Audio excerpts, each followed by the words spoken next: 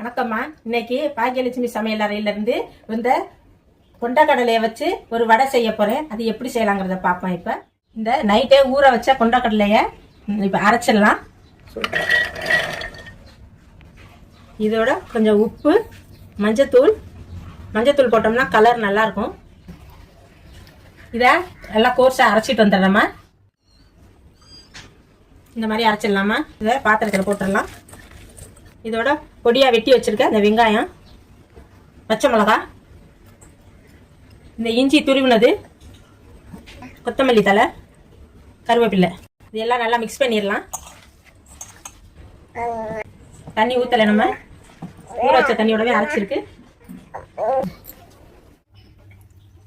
எண்ணெய் காஞ்சிருச்சு. இப்போ இந்த வடையை போட்டுடலாம். இது மாதிரி எல்லாம் போட்டு பொரிச்சு எடுத்து வெந்துக்கிட்டு இருக்குமா. இப்போ 2 பக்கமும் பொன்னிறமா வேக வச்சு எடுத்துருவோம்.